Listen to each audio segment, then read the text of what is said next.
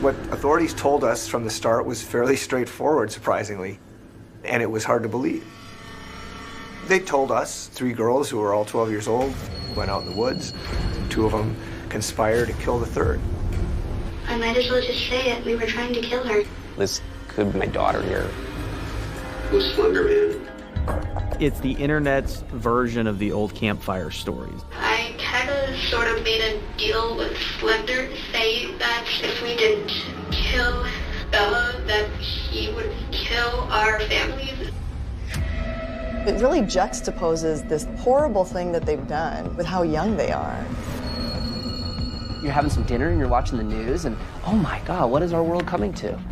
We know that there are evil people in the world. Is she evil? Who can know? Who can say for sure? It's one of the most violent acts I've seen. Will I regret giving you this information later? I didn't allow her to have contact with her parents.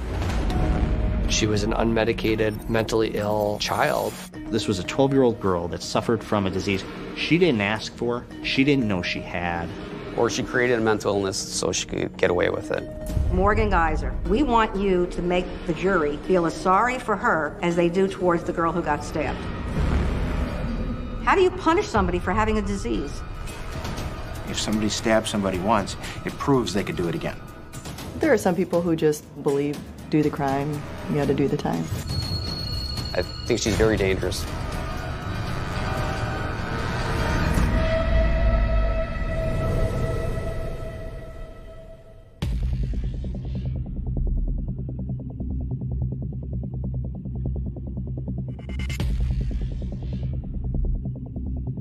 I was on my bicycle coming home, and there's a little shortcut I take because I'd like to avoid the traffic on a busy highway. It's a trail that kind of goes through the woods. I looked, and there was a girl laying there, a young girl, and she looked so comfortable. I thought maybe she was laying in the sun. She looked up at me and said, "Could you help me, please?" She said that she'd been stabbed multiple times. What's the address of your emergency? Waukesha County, Lindy. I'm transferring over a caller on Big Bend. That's a dead end just south of Rivera. He came upon a 12-year-old female. She appears to be stabbed. She appears to be what? Stabbed. Stabbed? I didn't know how serious it was at the time. And I remember when I was dialing 911, I was shaking. Are you with this 12-year-old female? Yeah, she says she's having trouble breathing. She said she was stabbed multiple times. Stabbed multiple times? Yeah. Stay with her. We're sending the police department. Don't hang up, okay? Okay. When the ambulance and the police cars all came down the road, every time I hear a siren now, it takes me right back to that. Is there any assailant around? I didn't even look. I don't see anybody. Okay, stay right with her, sir. I happened to be standing near the back of the ambulance when they were loading her in, and I overheard that she had 19 deep stab wounds. That's when it started to sink in.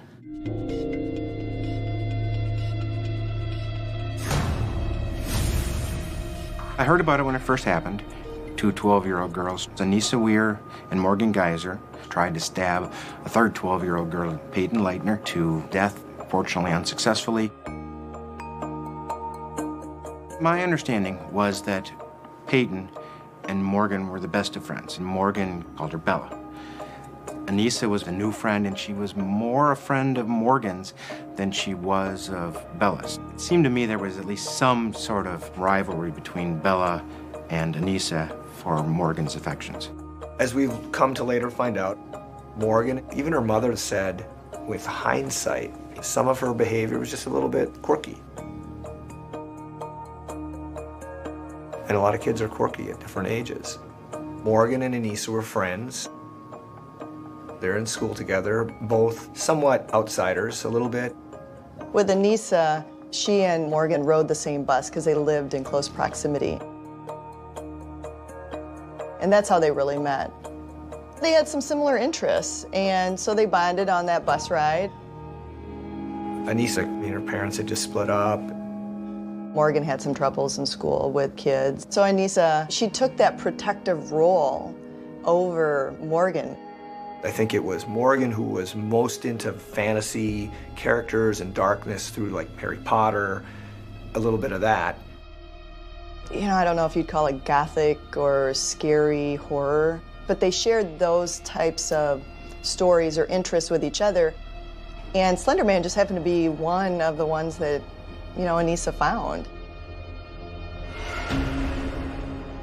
Slenderman was created out of a forum. On an online community called Something Awful.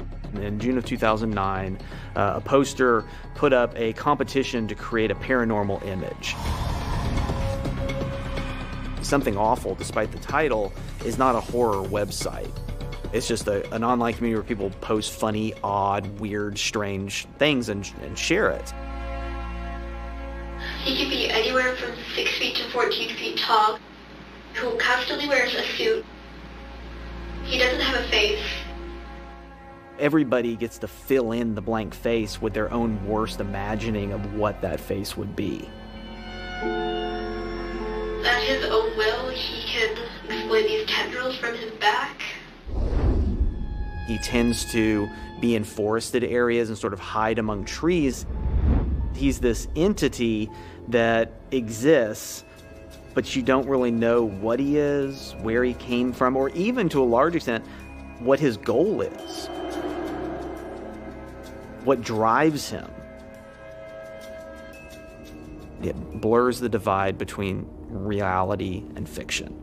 That you're not sure, is this thing real or not? I'm pretty sure it's not real, but there's enough about him that would suggest, but maybe he is real. It's the internet's version of the old campfire stories. I remember as a kid, the way that we learned stories like this was with a flashlight under your chin. With the internet and the access to this constant source of information, it can go off to obsession. I could tell you that obsession runs pretty deep in children like that. That obsession could come from anything.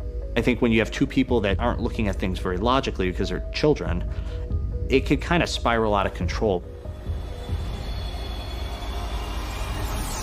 Back when I grew up, there's all different characters. Friday the 13th, Freddy Krueger, and everything else is just something that she decided to latch onto and try to become a part of. Really, it happened over a fairly short period of time. Anissa, she introduced Slenderman, I think, in November or December. They start the planning by February. So you had two friends come over? Uh-huh. So there was Anissa? Anissa and Bella. So is Bella her real name, or is that short for something? Her real name's Peyton Isabella Fleitner.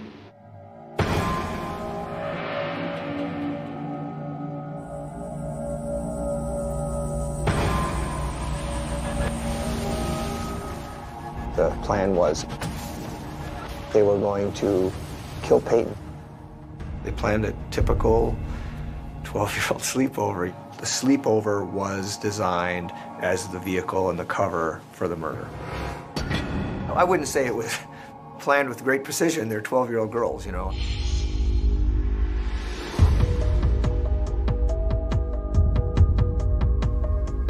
The initial plan was they were going to kill Peyton in bed overnight, you know, and cover her body, and that would give them more time to sort of get out of town and get a head start on everyone. For whatever reason, Morgan changed her mind on doing it. And the next morning, according to Morgan's mother, their girls are up and they're sort of just being so typically 12-year-old girls. She proposes going to the park. And they take the knife along.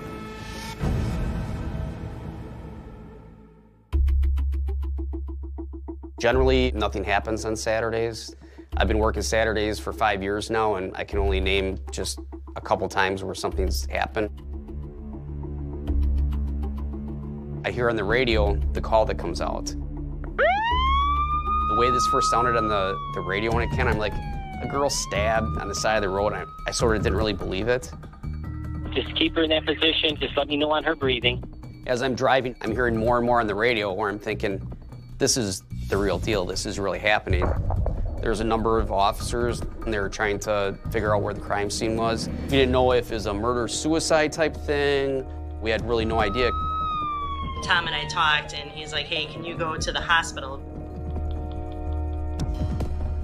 I met Peyton when she came in from the ambulance. So I tried talking to her, and she was saying that, you know, this Morgan girl stabbed her and that she was her best friend.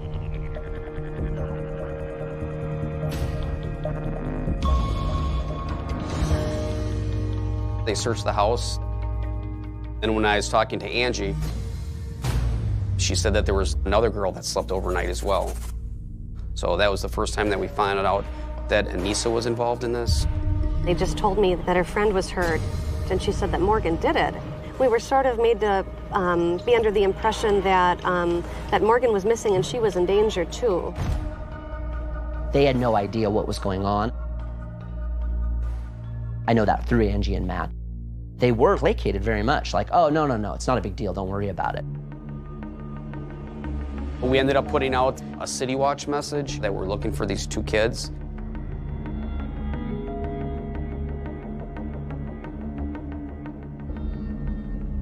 They were, for heaven's sakes, walking to Nicolay Forest, which was absurd, right? Because it's over 300 miles away.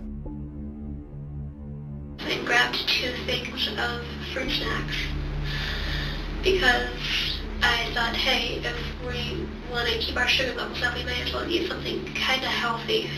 It really juxtaposes this horrible thing that they've done with how young they are and how naive and how immature their brain is in terms of planning and organizing. It's fascinating.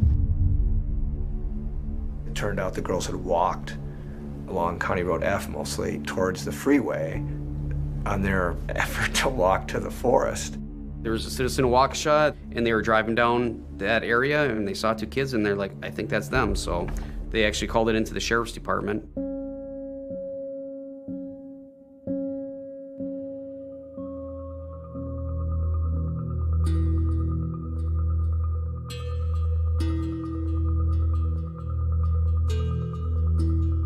We're gonna take some photographs of you right now. Okay. Do you mind just standing up, maybe? All right, just stand up like that. Perfect. I have a daughter that's the same age, so that sort of kept going through my head a little bit. You know, this could be my daughter here. It's funny, my daughter just had her 11th birthday, and we had sushi for her birthday, too. It's funny that you guys both like sushi. I'd sat with an officer until they said they had found Morgan, and she was at the police station. They needed to ask her some questions to sort of clear up what had happened today, you know, and they would let us know when they were done. And what is your name? Anissa Ware. Anissa, okay. We collected some evidence off them.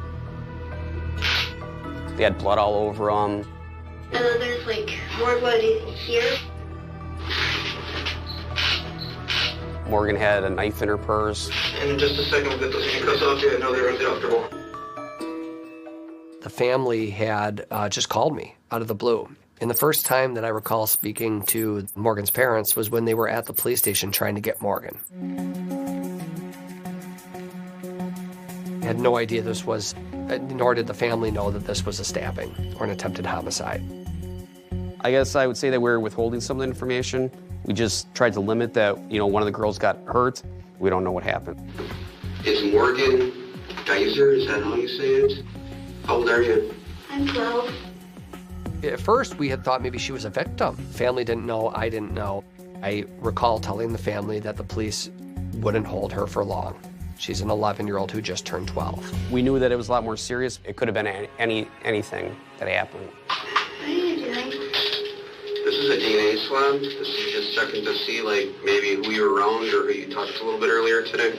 I had a bunch of different things running through my head. I thought maybe it was like a suicide pact.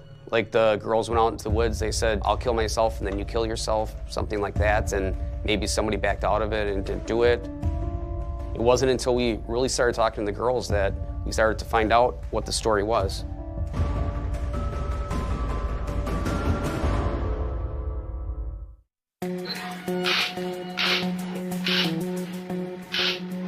Twelve-year-olds Anissa Ware and her friend Morgan Geyser are accused of nearly killing a 12-year-old friend, playing roles in stabbing her 19 times with a 5-inch blade. I had a bunch of different things running through my head. It wasn't until we really started talking to the girls that we started to find out what the story was.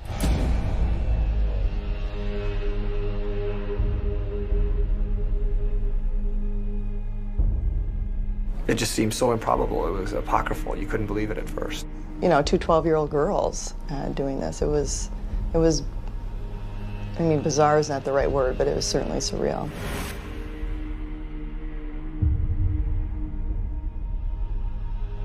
So you guys have been planning this a while? Since December. She was my best friend since 4th grade. Who was? Peyton. When they were brought in, yeah, I looked at her, and Anissa was very cooperative with me and talking to me like any 12-year-old girl would. We kind of talked about it discreetly on the bus every now and then. We have no idea how difficult it was not to tell anyone. It was almost like unbelievable, the things that she was saying, that they've planned this for months, you know, and gone undetected, and just the gruesomeness of what they were going to do to this girl. And Morgan texted Anissa and told her to delete everything in her browsing history and her emails.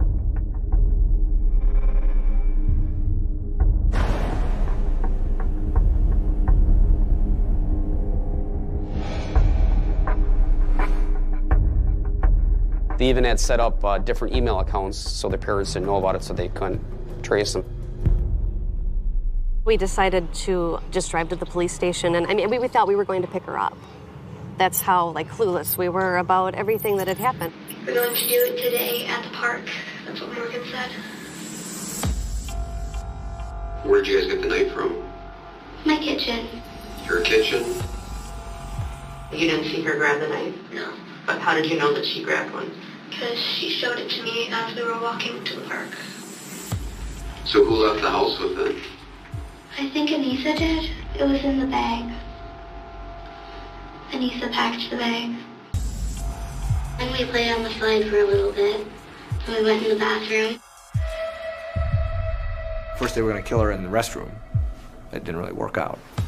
She didn't understand it at the time, but there was an aborted attempt on her life right there. She didn't even know what was going on because the knife never comes out. Morgan and I were also debating who does the deed. And at first it was me, but like I said, I was too squeamish and said, no, you do it. And then we said that we were going to play hide and seek. She was feeling like this. Okay, hiding. Playing with flowers and all that. Okay. I was standing right here. I pushed her over. Where did this happen at? In some trees. And I told Morgan that she's not laying down. And then she said, tackle her and I'll stab her.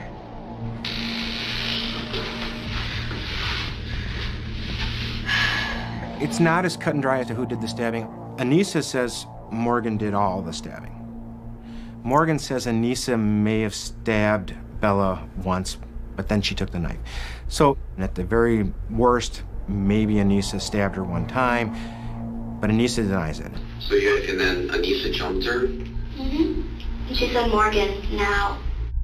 And in fact, it's at this moment where you start to think that perhaps, to a certain extent, that Anissa's driving this crazy car. What did she do? Then we stabbed her. Who stabbed her first? I think Anissa stabbed her first, and then I continued.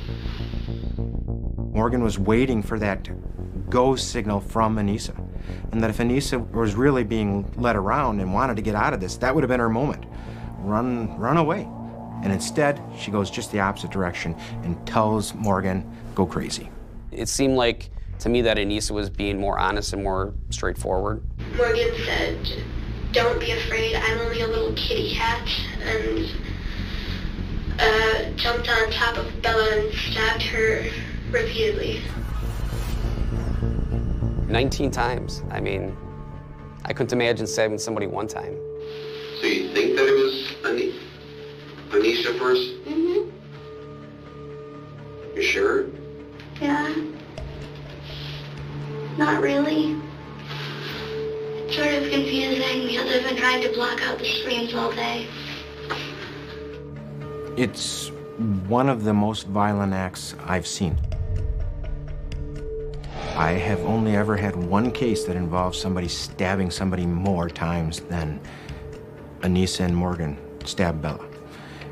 All I can visualize in my mind is that she's just going wild, stabbing and stabbing and stabbing and stabbing and stabbing, and over and over and over again. The whole time, Peyton was screaming in agony.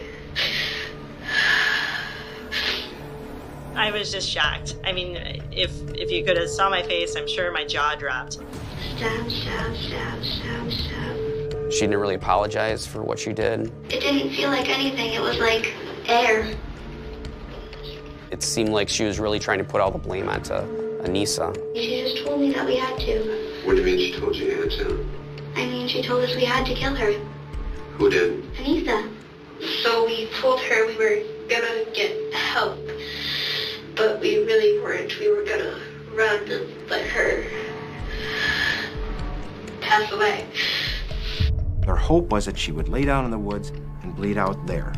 Even at 12 years old, they were smart enough to figure out that give her enough time and she'll be dead. I wanted to hurt people before, but they're not nice to me, so they deserve it. Listening to her the way that she was talking and describing it, and it was so matter of fact, and she didn't have any emotion. That this was something that was programmed into her, that it was okay to do. She didn't have any remorse for what she had done. And if you look at Anissa's video, she did. Sort of felt like she was a little bit of a sociopath, Why do you think it was your sleepover night that you're... Because it was, we would all be together. It was a flawless plan, actually. I had a total nervous breakdown and blamed Morgan for everything. I said, you stabbed her. You wanted to do this. We walked across the railroad tracks one time. We went into a few ditches with forests and trees. And I remember we tried to find Slenderman. I had no idea who Slenderman was. I never heard of Slenderman before. Who's Slenderman? He's this tall, faceless man who preys on children. I went home and asked my kids, and they knew about it. I had zero knowledge of Slenderman. I had no idea who he was. He doesn't have a face. His skin is white. Okay, so Slender's the big guy. Yeah. The top guy. And the proxies are his puppets. Yes, that's how people put puppets. Morgan said, hey, Anissa, we should be proxies. I said, okay, how would we do that? And she said, we have to kill Bella. Because we had to supposedly prove ourselves worthy to Slender. And what did you think of this when she was telling you? I was surprised, but also kind of excited because I wanted proof that he existed, because there were a bunch of skeptics out there saying that he didn't exist. That was hard for me to digest. This is not what I was expecting her to tell me, So, yeah, it was incredibly shocking. I didn't know him, but Anissa knew him. How does she know him? I don't know. Anissa told me about him. I actually thought that maybe she was trying to mislead me. There's different cues that you look at when you interview somebody, and to me, she wasn't accepting responsibility for what she did. So why did you decide to stab Bella? It was necessary.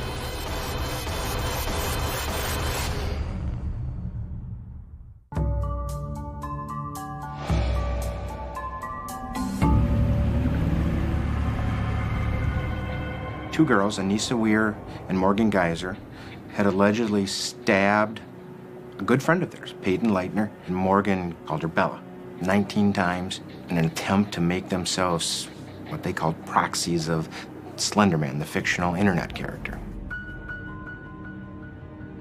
Okay, so Slender's the big guy. Yeah. The top guy. And the proxies are his puppets. Yes, that's how people put puppets.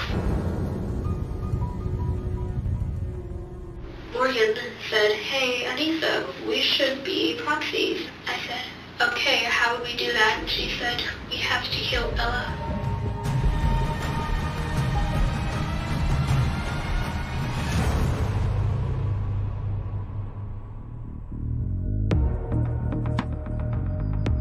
As she's explaining this to me, what Slenderman's all about and what being a proxy is, and that why it was necessary for them to stab Peyton. I was floored. I'm a neuroscientist. A lot of my work has been on schizophrenia and other psychopathologies. And I have really looked at, serial killers, murderers, pedophiles, and brains really intensely, I'd say for 20 years. This is part of the development in children of what's called the theory of mind. And what the kid starts understanding is the difference between fantasy and a game. We have all sorts of mythologies that go on in scary stories, but even a young child will start to get, oh, we're playing a game. And it doesn't spur them on to murder.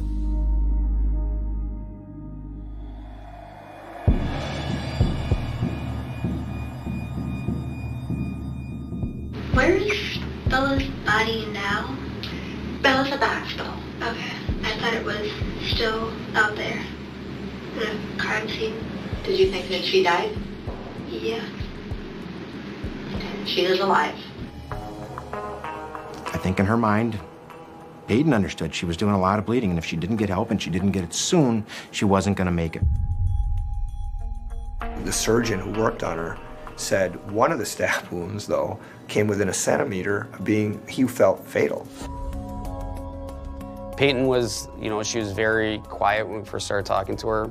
It took a long time for her to get the story out, but you could tell that she was very, affected by this and very hurt that her friends would do this to her.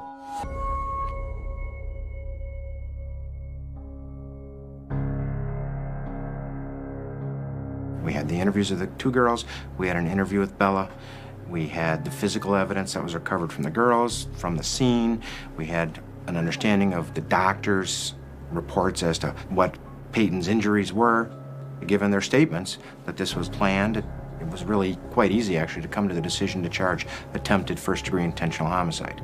I sobbed, I threw up, and it just didn't even seem possible. I went home that night and told my kid's mother, hey, this is what happened. She's like, this is going to be big.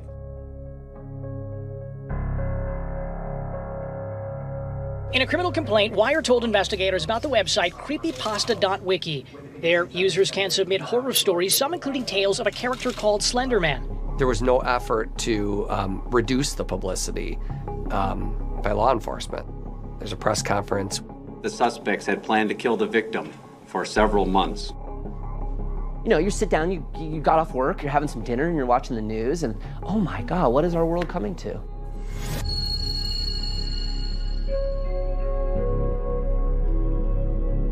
The nature of the crime is unusual on so many levels. That's why it got a lot of publicity.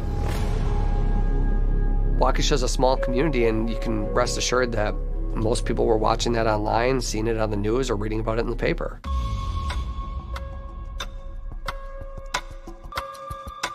A couple days later, I went to court for the first time. And we walked out of court, and you couldn't even walk through the hallways at the courthouse. There were so many reporters. They liked the Slenderman character. The media liked it. It was a hot ticket. Now, they were, I'm sure, horrified too, but I'm sure there was that excitement mixed in because, man, we got a headline. Look at this. I started getting mailings from people who are sending me literature on Slenderman and letters that are purported to be written by Slenderman. For a long time, I was getting a letter almost every day with $1 in it from the Church of Slenderman.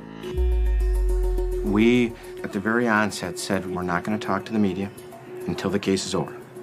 We're not going to try to say anything that might be seen as trying to influence potential jurors down the road. I think the greatest fear for any prosecutor is there is so much pretrial publicity. That case then has to be moved out of their jurisdiction and tried somewhere else. I think the two biggest cases that I have ever handled are, one, the felony cases that grew out of the Columbine Massacre, as well as the Aurora Theater Massacre that took place back in 2012. The prosecutor is responsible for making sure that a fair trial is had for the person that they've accused of sometimes incredibly serious charges, like in the Slenderman case. Not being able to find 12 members of the community who could sit there fairly and with a lack of bias makes it very difficult to get to justice. There's not a lot of dispute as to what happened here. So it was just a question of, okay, do we charge this in adult court or juvenile court? In Wisconsin, attempted first-degree homicide, anytime you're 10 or above, gets charged in adult court. They were 12 years old, I understand that, they were very young, but nonetheless, they planned it for months and they attempted to carry it out and ultimately caused just horrendous injuries to Peyton. And so there's just really no way that as a prosecutor you can look at this and say this case belongs anywhere but adult court. If convicted of first-degree intentional homicide, that's an automatic life sentence. If it was reckless homicide, you could do 65 years.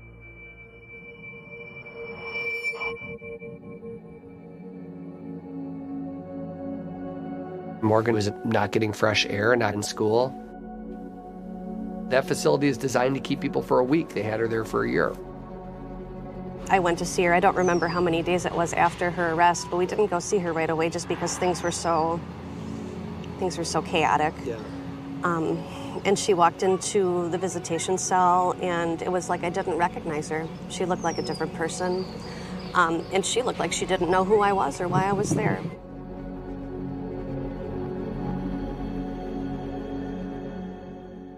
I was called in to consult for the defense. I don't usually get involved in child cases, but I ended up deciding that I would try to help. My impression was she was smart and that she appeared to be psychotic. She believed that one of the Teenage Mutant Ninja Turtles was real and that she could talk to him. She believed Slenderman was real and was watching her. She thought Slenderman could probably read her mind, and she had to be careful even about what she thought. She thought her family was in danger because of her involvement with Slenderman. There were a number of things she believed that were disturbing. Because it was always like that for her, she just assumed that that's the way it was for everyone. The question at that time was, is she competent to stand trial?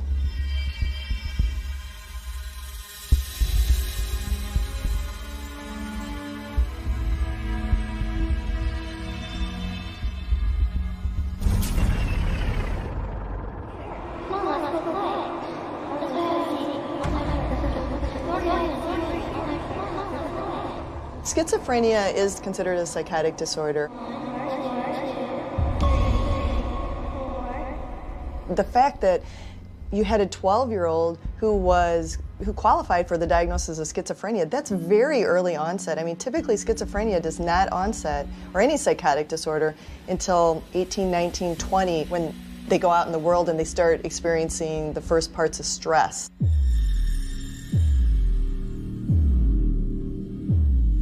In younger people, we go through these different stages of brain development and behavioral development where even though the traits are there, they may not lead to the full behaviors until they're really older. Because the area of the brain that's mostly involved, which is the prefrontal cortex, isn't really developed. There's two key words you have to remember. Hallucinations, which is seeing things that are not there, and delusions, which is hearing things and believing those things that are not here. These people get obsessed with their delusions, and then you're off to the races.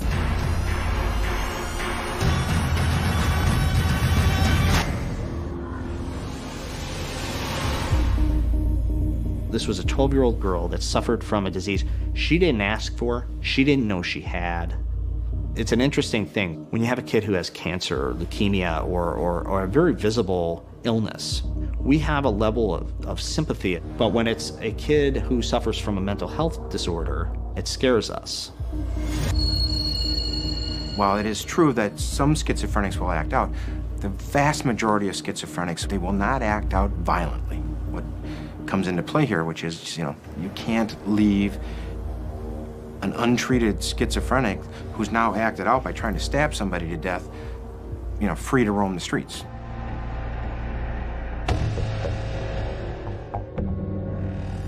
There was an interesting debate behind the case that the public was debating, which was, is she evil?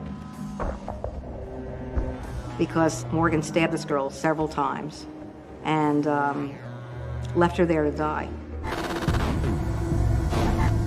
We know that there are evil people in the world. Thank God they're far and few between. But she's not evil. She's just mentally ill. But it wasn't Slenderman that caused Morgan to become mentally ill. This is an organic, biological condition that she suffered from. It manifested itself with a revelation about Slenderman and the violence that happened. I think there's also genuine skepticism among most of the population about the role that mental illness plays in the criminal justice system. You see that as becoming sort of the defense du jour for any horrible act that takes place. They were insane. That's why they would do something like that. The defense, what they were trying to do was two things could go on. One is a competency hearing to see whether they're competent to proceed to trial, and two is what we call a reverse waiver hearing to see if they get a chance to present evidence to the court that says, no, this should be shipped back to juvenile court. And if she got seen too soon, she wouldn't be incompetent. She wouldn't be a proper candidate to go back to juvenile court. Is that what really happened? I can't tell you. That was what my gut was telling me at the time. She's a pretty smart girl. She did a lot of reading about how to get away with killing somebody. Please don't cut off my head. Nobody's gonna cut off your head. The interesting thing is when we went back and did some research on the library materials that she checked out, that was one of the punishments that you read in the books that happened in medieval times, that they cut people's heads off. So I think that maybe that's where that was coming from. Can't help but think in the back of your head that she's just playing a role to try to get away with what she did.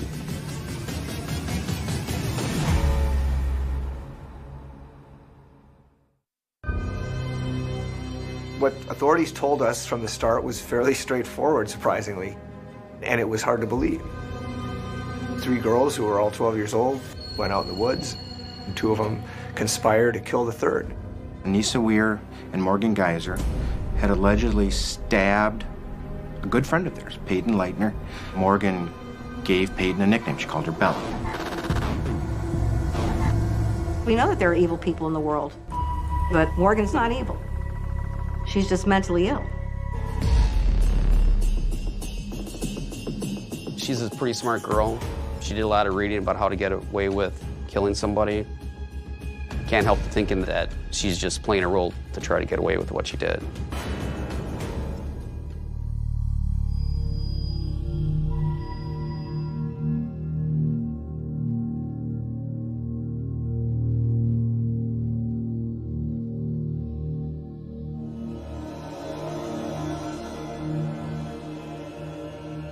They called me and they said, Morgan Geyser, we want you to make the jury feel as sorry for her as they do towards the girl who got stabbed. That was my job.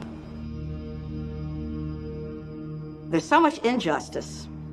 I have seen, how the wealthy is treated in the justice system, and I have seen how the poor people are treated. There's a difference, And I don't think you should be able to buy justice. I can help even the playing field. When you have a case that takes place in your own backyard and it's so close to home, it dawned on me that there was a need to assist. There was a need to help. When I heard the news stories about it, I knew that there was a piece of the story that was missing. This is very premeditated. They did research how to get away with this and the possible punishments that they would get for doing this. They did a lot of research on how to get away with murder, research on capital punishment. How many times do you think you stabbed her? I don't know. It happened very quickly. All I heard was screaming. How many stab wounds did they find? 19. Okay. Well, you counted 17. I asked her where she stabbed Bella, and she said that she got her in the chest 6 times, in the lung twice, and then everywhere else. In Wisconsin, we don't even use the term premeditation. We use the term intentional. And the jury instruction on intentional says that it's intentional if you form the thought to do it before you do it. I don't have to premeditate. I didn't have to be thinking for months. You just have to think about it for that moment. I think a civilized people try to distinguish between evil and mental illness. The good part of us wants to acknowledge that if there is a disease or a defect, whether it's of the body or of the mind, that we can treat it and make that person better. I think the real question here, though, is who can know? Who can say for sure? 12-year-old Morgan Geyser appeared in court on Friday as medical professionals chimed in on her mental state. The judge declared Geyser incompetent and should now be committed for treatment. But what does that mean for the legal case against her?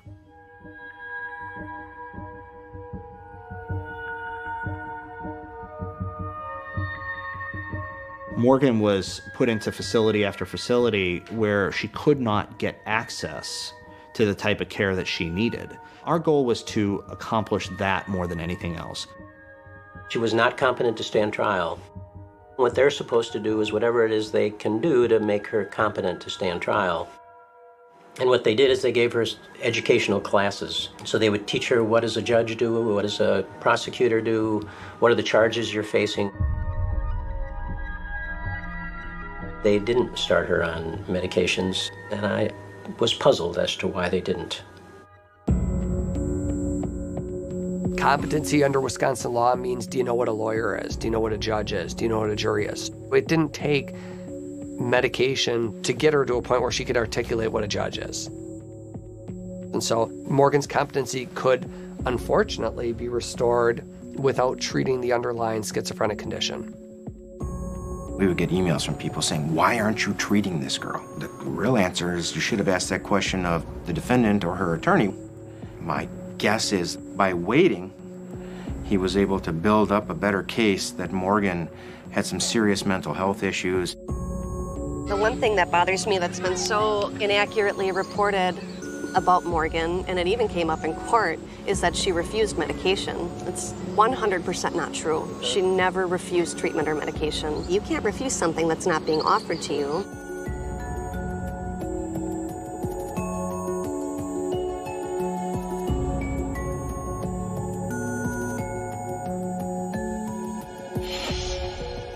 The hospital said we can't take her because all we can do is examine competency, and we've done that, and now she's been found competent to proceed.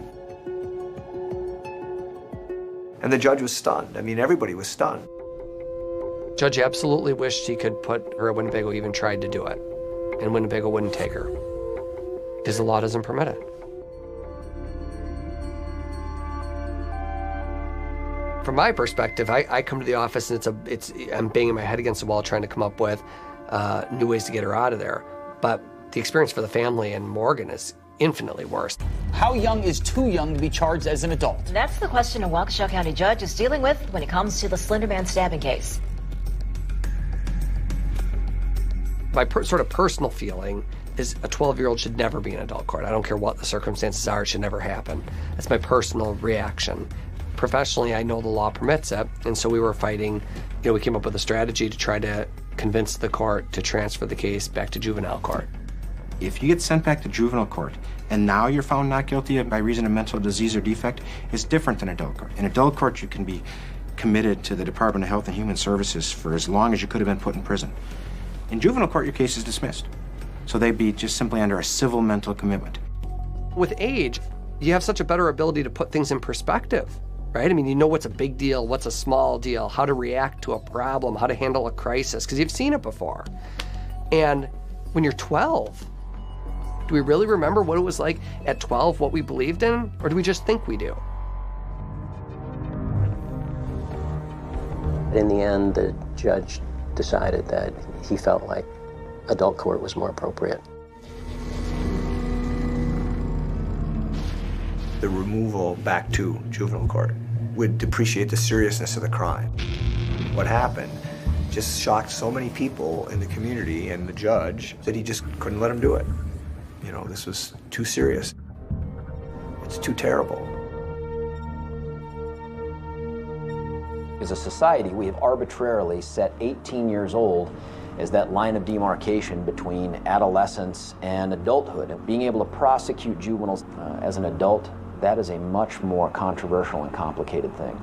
And yet, if we didn't have the ability to prosecute juveniles for some of their adult-like behavior in an adult-like manner, we would not be able to achieve justice.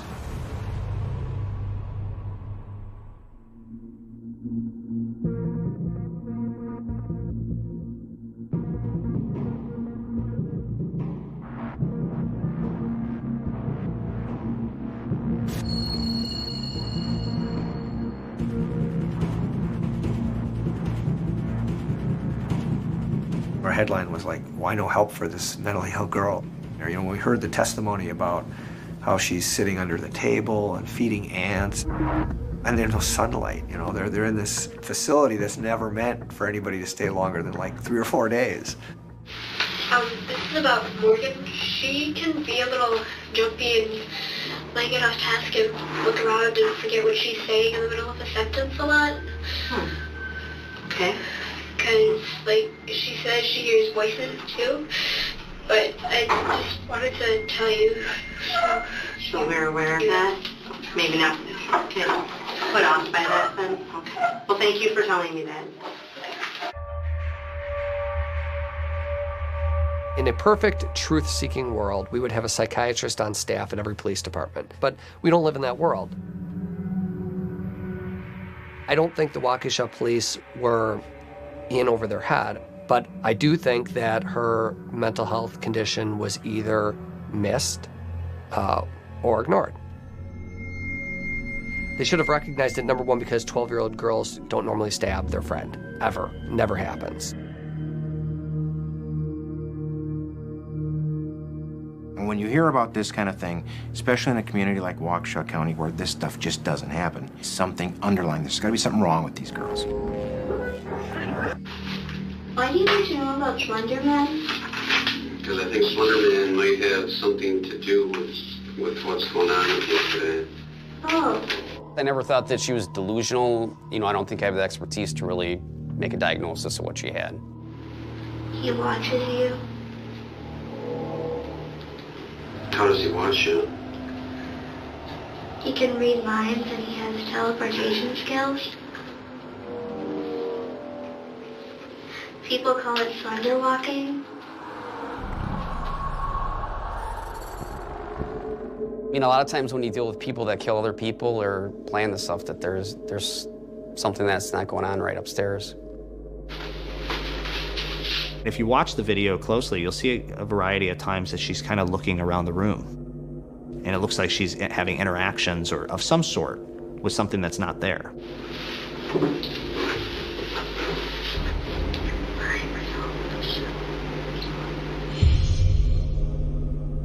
If he's stalking you, you see him in your dreams.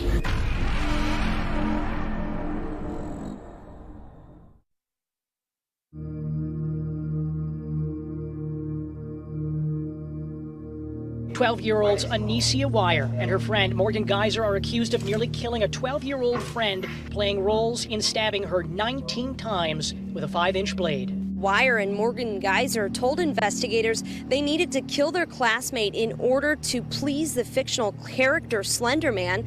The victim survived the attack. Let's say that we can accept the idea that a 12-year-old would do a stabbing. Morgan's references to Slenderman during the interrogation, I don't think that it would take too much effort to conclude that there's something wrong here. If he's stalking you, you see him in your dreams. Do you just see him when no one else does? And you start to be affected by something that's called slender sickness? You know, your job as a mother is to protect your child from bad things happening to them, and yeah, I felt like I failed. How didn't I know? How didn't I know that she was sick? Every parent loves their child And because of that love, there are probably things that you miss that others see. In fact, if they even brought them to your attention, you would probably dispute them or disregard them.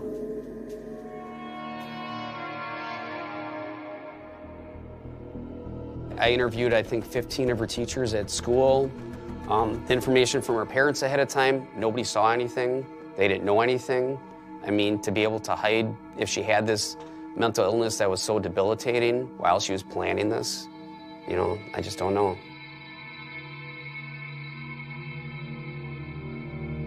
She certainly wasn't out there showing her notebooks to everybody, and you know, she knew there was something that wasn't quite right about this kind of thinking and behavior, but she couldn't control it.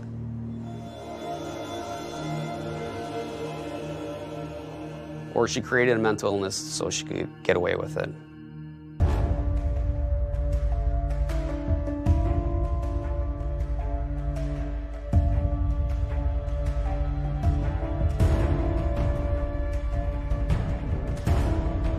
Morgan became much healthier. We rejoiced, right? I mean, you know, it was finally happening. We got her the medication and we got her seeing regular people, psychiatrists, psychologists, things of that nature, not specifically related to her ability to fight her case, but rather specifically pertaining to her mental illness. So that was a big win.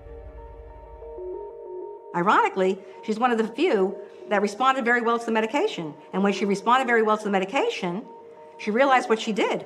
And that brought on a whole other set of problems, such as guilt. But she realizes what she did, and you know, that's overwhelming. If the system were designed in a more dictatorial fashion, where you had, you know, the judge had carte blanche, perhaps it would have functioned a lot more efficiently here.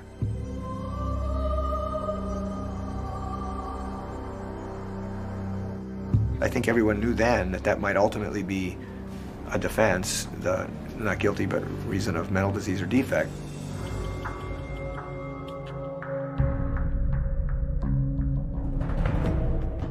We did a bunch of focus groups, and as soon as people heard us, Slenderman, and this was the girl, this was the one who stabbed the poor girl, and so on and so forth, as soon as they heard that, it was like, well, get rid of her. I don't want her in my society. She's evil. I get hate letters regularly. People just have such nasty, horrible feelings about Morgan. This notion that she's faking it came up over and over and over in discussion forums, comments on social media, letters to me, phone calls to me. Both girls pled NGI, which is short for not guilty by reason of mental disease or defect. It is a very difficult burden for the defense, and that's who the burden is on.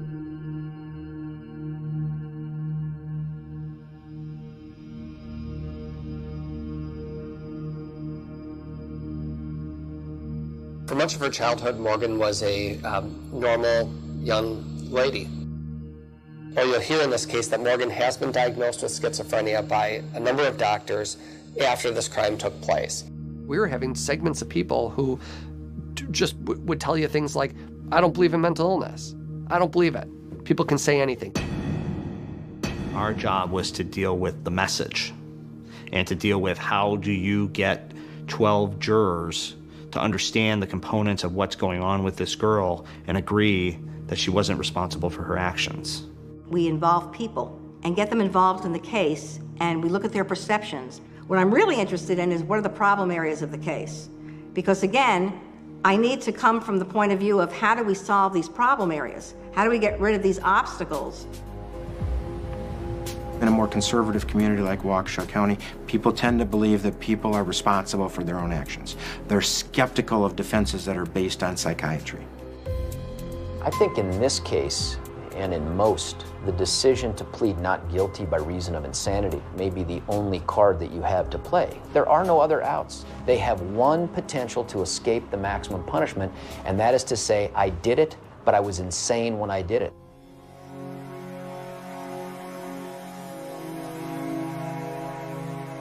We sat there forever and they still wouldn't tell us, and they wouldn't let us have access to her.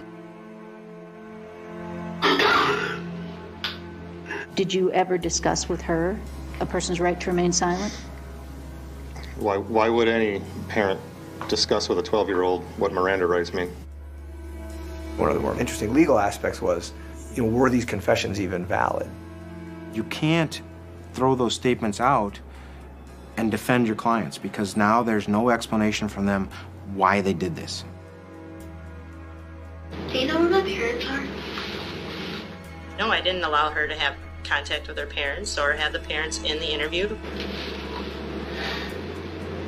I'm sure it is difficult for some people to recognize, like, well, why wouldn't you? She's only 12. Why wouldn't you let her parents in there with you? But, I mean, there's so many different scenarios that could have been the reason why this happens. We had no idea who was involved in this, if there's any other influence that made him do it. I mean, it's sort of hard to believe that two 12-year-olds would come up with this on their own.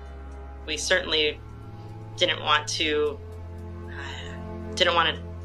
do anything or cause anything to destroy being able to get the actual truth or the facts of what happened. So Morgan hands you the knife.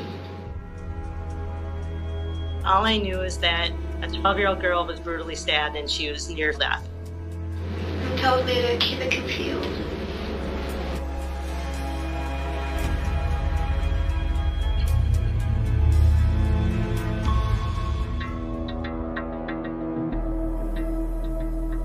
She's entitled to have a lawyer. She's entitled to have her parents present. And you don't see that happening. I need to read you your rights. Your Miranda rights. Have you ever heard of that before? Okay. Have you ever seen a show where sometimes on TV they read people their rights, like cop shows and stuff like that? Okay. Like when somebody gets arrested, they say, so you're under arrest for da-da. Right. And then they read them their constitutional rights, okay? The main point is here, I still don't know what happened.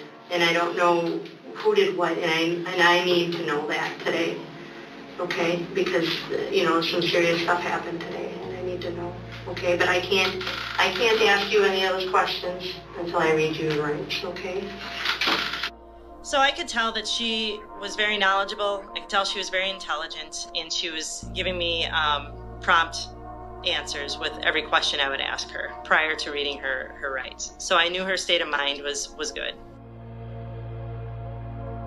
There's some questions that I asked ahead of time, sort of to gauge her mental ability. Where do you go to school at? Morning? Do you know who the president of the United States is? Yes. Who's that? Barack Obama. I think she knew what was going on. You have the right to remain silent. Multiple doctors, as I recall, found her incompetent. Morgan did not fully appreciate her surroundings in life, let alone the nature and the nuance of the Miranda warnings. Who can believe these girls who believed in Slenderman? They believed in Slenderman, yet they're supposed to understand what are their rights under the Constitution. I know that anytime we Mirandize somebody and ask them to waive their rights, it always gets challenged. So I sort of expected that there'd be a challenge. So there's people that can be 20, 30, 40 years old that don't understand what Miranda is. Why do I have to sign? Just so that you know that you sort of understood it. I thought that was a stretch. A person has to not just be read their Miranda rights. The law requires certainly the reading of those rights, but also the comprehension of those rights. Will I regret giving you this information later? This information is used to try to get you some help so you don't have to hear those screams and don't have to worry about hurting anybody anymore. That's typical language, that they use, and you're trained as a detective to get people to cooperate. We're trying to help you, and it'll be better if you just tell us the truth. That's what they do.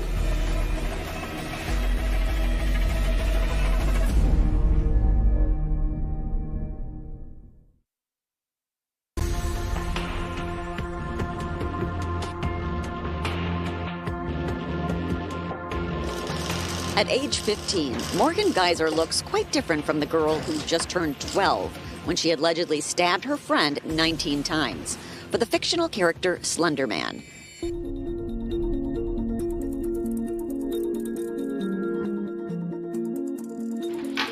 Are you going to put me in prison and I'm going to rot and die? I don't think that you're going to prison. I never thought that she was going to go to prison for the rest of her life. Multiple doctors, as I recall, found her incompetent. Morgan did not fully appreciate her surroundings in life, let alone the nature and the nuance of the Miranda warnings.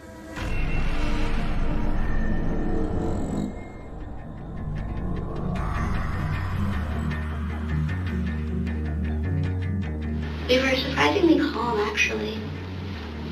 It was like we hadn't just killed someone, or thought that we killed someone or stabbed anyone. I think it's clear that Morgan was the one that came up with the plan. What's not clear, and what the state doesn't believe, is that she believed that Slenderman was going to hurt her, that Anissa went along with it. I was scared. I was scared, A, for myself, and B, for my family. She said, oh, and there was one thing I forgot to tell you. I kind of sort of made a deal with Slender, saying that if we didn't kill Bella, that he was either would or could kill our families and everything we love. And I don't want that to happen, so that's why I did this. Anisha told me we had to. Why? Because she said that he'd kill our families. Who's he? A man. I didn't know him, but Anissa knew him. Oftentimes you get two separate people, you interview them, they say totally two different things. The part that makes her do it, allegedly, the fear that Slenderman's gonna hurt her or her family. She tells us that she doesn't even know about that till after the stabbing is over. The silly thing about this was I didn't know I was in danger until after Morgan stabbed Peyton, or Bella, as people call her. I don't know what Anissa's motivations were. She went along with it because she was afraid that Slenderman was going to hurt her and her family, that was just not true. By her own words, it was just not true.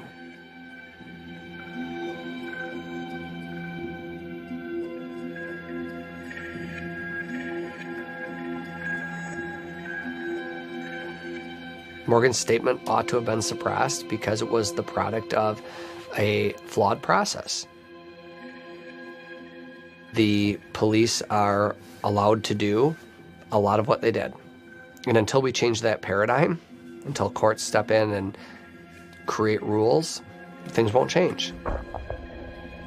It's the whole theory that Slenderman made us do it is in those statements. That's got to come out somewhere if you're going to use that defense. So it wasn't that they never wanted that to come out, I don't think. It's that they wanted to control when, where, and how it came out.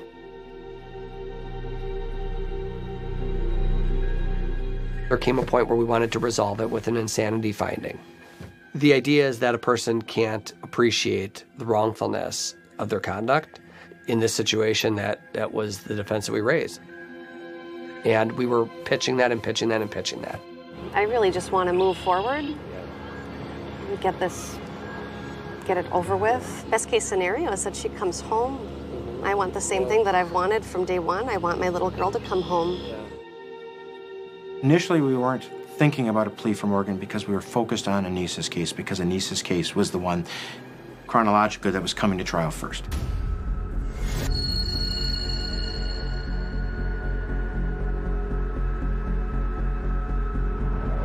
Anissa pleads guilty to an attempted second-degree intentional homicide. We agreed to let her plead to a lesser charge in return for which she agreed that if she was found not guilty by reason of mental disease or defect, not to ask for release for at least 3 years. And that was at Peyton's request. Peyton did not want to have to testify in this case if we could avoid it. The prosecutors agreed that if the jury rejects the defense, we will only recommend 10 years in prison. And it was a very interesting deal, like one I've never seen. Plea bargain uses a term that people don't associate with justice, and that's a bargain. People don't want to hear that someone who is a horrible, evil person, at least that they've concluded as such, gets anything in exchange for culpability and punishment.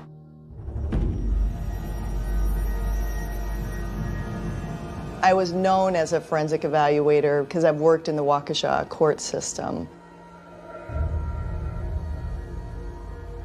I had a real specific task. It was to look at the not guilty by reason of mental disease or defect evaluation for Anissa. I actually diagnosed shared delusional disorder. It's the sharing of a mental disorder.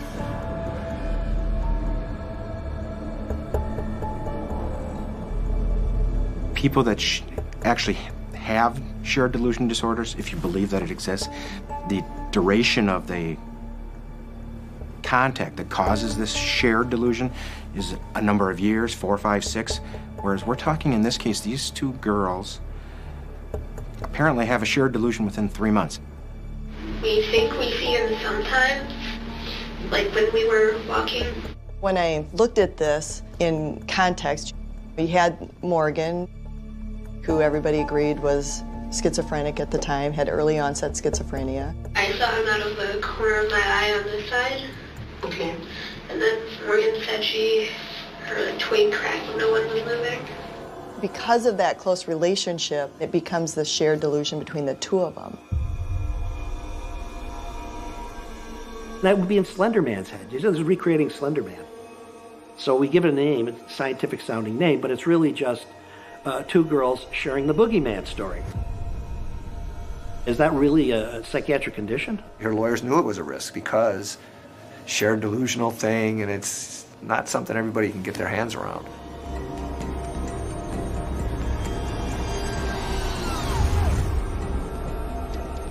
She was so matter-of-fact and so specific and so responsive to me that I never felt as though she was delusional during my interview.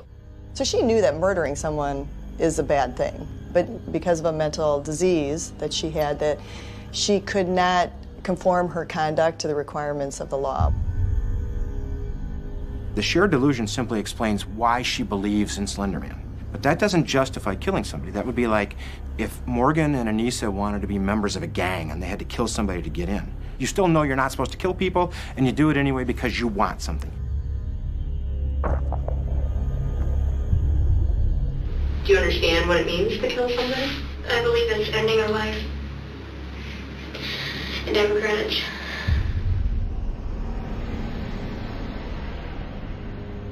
It was that second piece, the feeling compelled because of her delusional belief, which was her mental illness, which caused her to behave in the way that she did.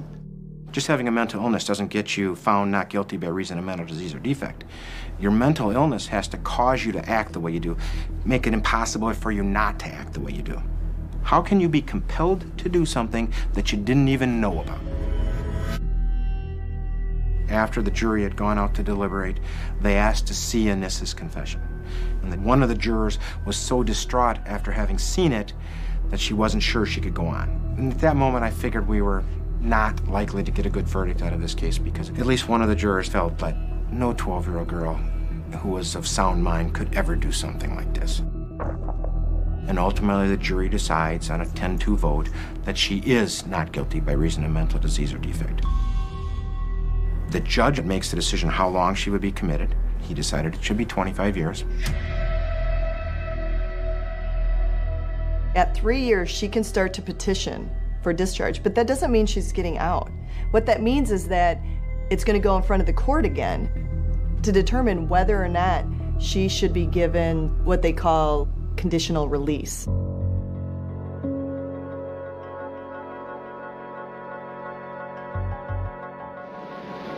Does it worry you won't see Slender? Or do you think he does not exist? He does not exist. He is a work of fiction.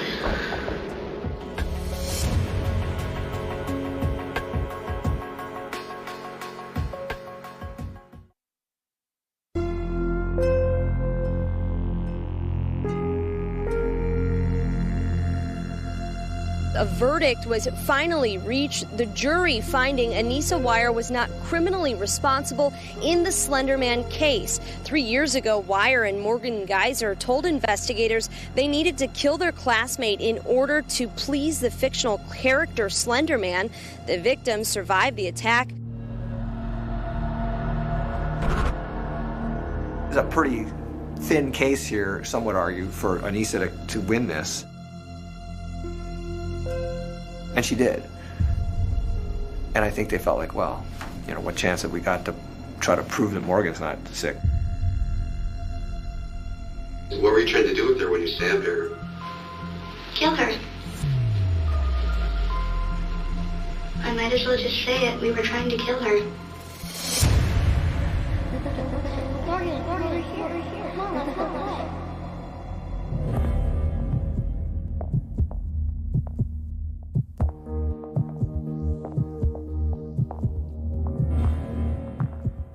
While we stipulated that she was not guilty by reason of mental disease or defect, we required her to plead to the initial charge. You know, I don't know what would have happened if Morgan would have said no. I do know what happened when Anissa said no, which is Morgan took the knife and did it. So Morgan was more of the ringleader, the more active participant, and frankly, the one that needed the longer period of time to be supervised. Physically, she was responsible, but mentally, she was not. What was your plan originally when you guys were gonna kill Bella? Well, she was sleeping, so we didn't have to look in her eyes.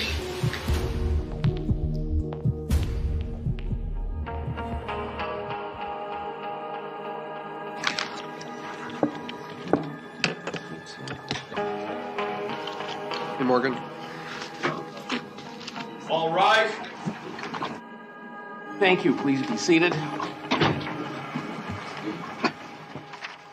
The court will call the matter of State of Wisconsin versus Morgan E. Geyser, case number 14 CF 596.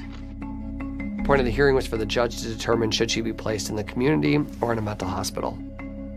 She's been in a mental hospital for 2 years. Her treating therapist in the hospital, who spent more time with her in the last 3 years than any other human being, was supporting her release to the community.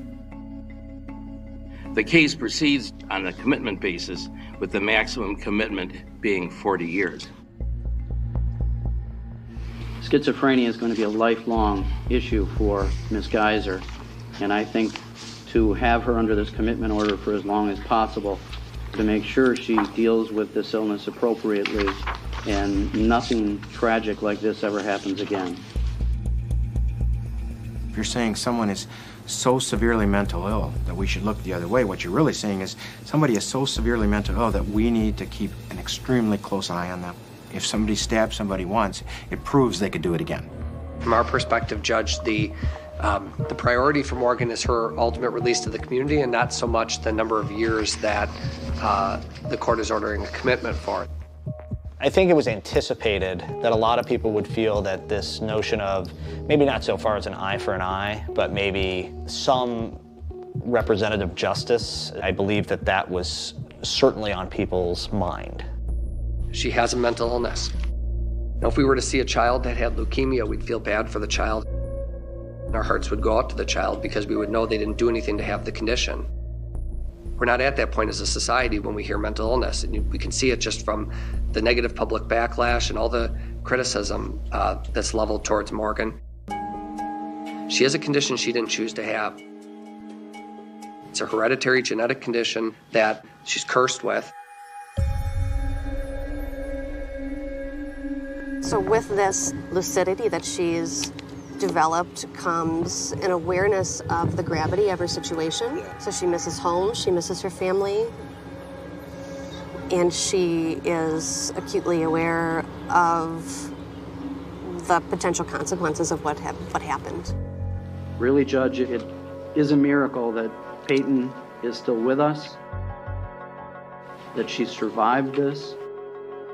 I think that any time you hear that someone who has conspired with another person, regardless of age, to murder an innocent, unsuspecting, trusting 12-year-old girl in the woods and leave her there, that you begin to wonder, is that person ever fixable? Maybe that person ought to remain warehoused for the remainder of their lives, and we never have to worry about them doing it again.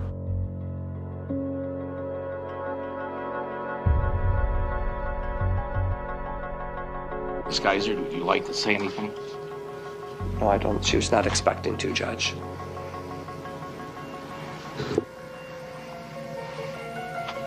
I just want to let Bella and her family know. I'm sorry. Never meant this to happen. I hope that she's doing well.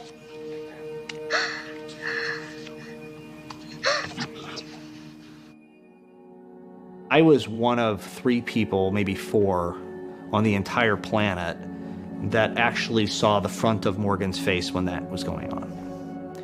And I could tell you, I have never seen someone so punished in my life as I had in that moment. It was horrible. I mean, it was truly horrible.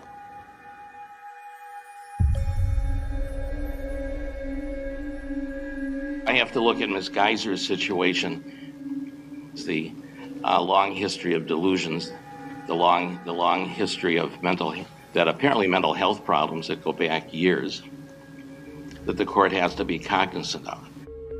The way that Judge Bourne had conducted his summary at the end before he actually told us what the sentence was, you would think that he was going back and forth on a decision himself.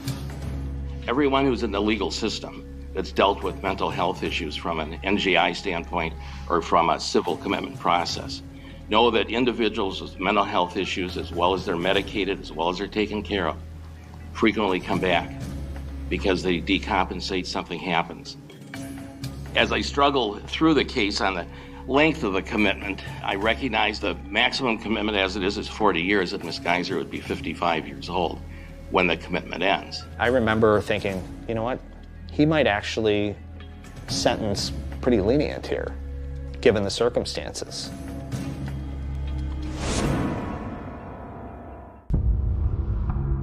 The people who are involved in her day-to-day treatment would tell you that she is an appropriate candidate to go home. She's stable. I try to help her be hopeful. I talk about when you come home, when you go to college, because I do still have hope that these things are going to happen for her. And her response is usually to say, if I come home, if I go to college, if I get married. When I think and reflect on it, 40 years to a 15-year-old, what a long time that is. Yet there's more to it than just Ms. Geiser. This is an issue of community protection. This is an issue to be sure there's no recidivism. This is an issue to ensure that Ms. Geiser doesn't have a revolving door situation. I'm going to order that the commitment be for 40 years.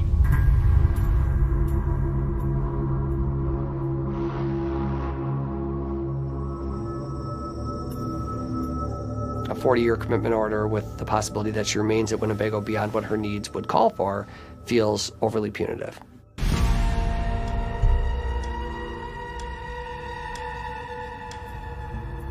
How do you punish somebody for having a disease? The length of time that he gave her was excessive. I thought that it was cruel for someone who was 12 years old at the time that this happened to sentence her for more than 4 times what her age was at the time. That 40-year order can be terminated at year 5, at year 10, at year 20, meaning she's off of it entirely. Every 6 months we'll be petitioning to have her released.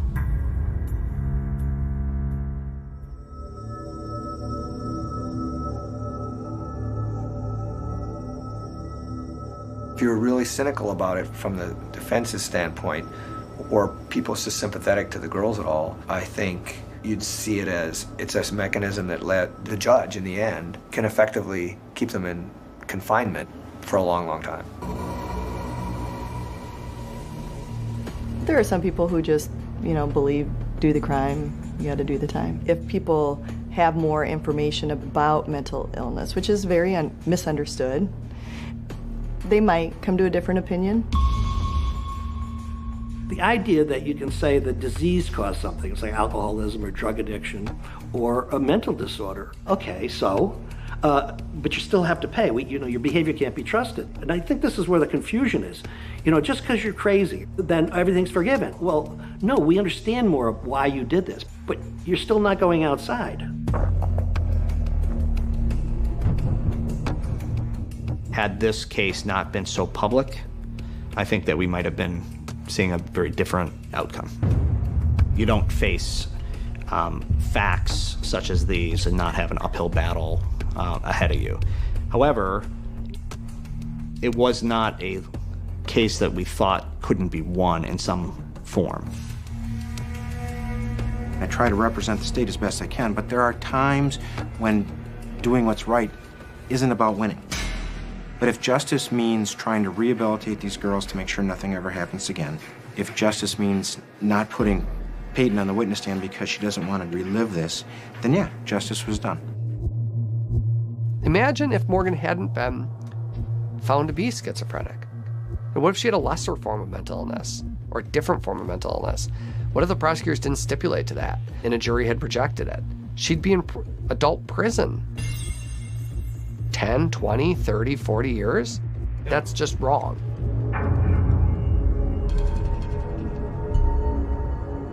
There are inert elements out there that are fine all by themselves, but if you put them together, they turn into something much, much worse, like Columbine, where we had Klebold and Harris. Two people who are inclined to act out in a certain way, but don't until they find that missing piece. And maybe Anissa and Morgan were each other's missing piece. You know, I have 2 kids. I wanted to try to treat her like she was my own daughter, you know. Everybody been nice to you? Did you use the bathroom or anything? No. You want anything to eat or drink? No. And I was just trying to get the truth from her. I thought about it, but then I decided that remorse will get me nowhere. It's easier to live without regrets if you can just decide that you don't want to feel. Hopefully she's watched the rest of her life. I mean, I wouldn't want her living next door to me. I think she's very dangerous. What people forget is that while Morgan physically was incarcerated, but mentally, she's been in prison her whole life. And she's been punished herself already before these events ever took place. And she will have that as a continuous punishment her entire life, no matter where she physically is. She'll always be punished. Every trial has a truth. And the truth is that Morgan Geyser did not stand a chance. And that the only thing that was going to bring justice is to treat her mental illness. While we can have great optimism that the two who tried to kill her can be salvaged, I don't know if we share that same hope for the victim. She will always, to some extent, be defined by what was done to her in those woods. We loved Bella. We still do. Sure. And we're so heartbroken for everything that she's had to go through, but I don't think that showing compassion for Morgan discounts what she went through.